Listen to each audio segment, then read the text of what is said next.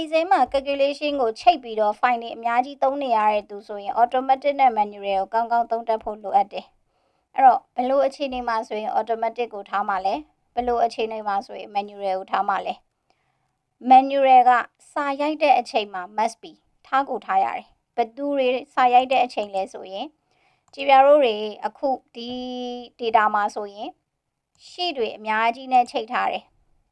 function တွေလည်းအများကြီးချိတ်ထားတယ်ဥပမာဒီမှာဆိုရင် check လုပ်တဲ့အပိုင်းမှာဆိုရင်ဒီမှာ return ဆိုရဲ sheet နဲ့သူကပြန်ချိတ်ထားတယ်ဒီမှာဆိုရင် C return တွေမှာဆိုရင်လည်းအဲ့လိုပဲ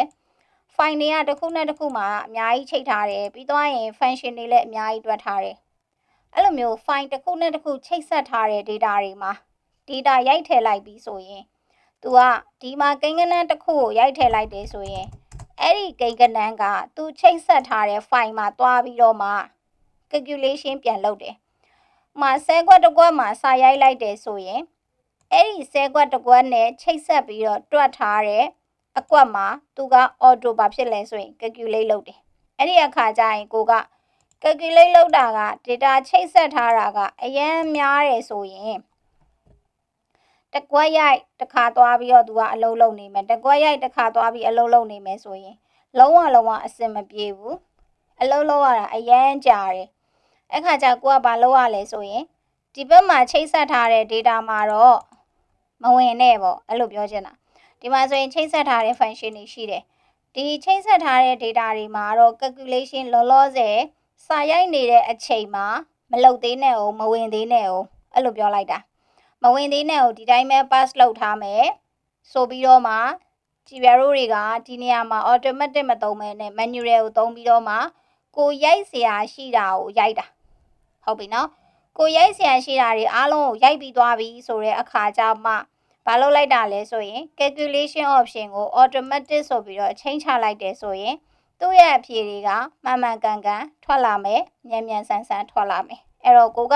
ဒီလိုမျိုး sheet တွေအများကြီးနဲ့ချိတ်ထားရတဲ့ file တွေမှာ data တွေထပ်ပြီးတော့ဖြည့်သွင်းရတော့မယ်ဆိုလို့ရှိရင်မဖြစ်မနေ calculation option မှာ manual ထားပေးပါ manual ထားမှသာလျှင်ကိုအလုပ်လုပ်တဲ့အခါမှာလေးတာမျိုးတွေကြာတာမျိုးတွေဟန်းတာမျိုးတွေမဖြစ်မှာအဲ့လိုမဟုတ်ဘဲနဲ့ကိုက automatic ကြီးကိုထားပြီးတော့မှ data တွေကိုရိုက်ထည့်တယ်ဆိုရင်မလိုအပ်ဘဲနဲ့အချိန်တွေအကြာကြီးကုန်တတ်တယ်အချိန်တွေအများကြီးကြာတတ်တယ်ဟုတ်ပြီနော်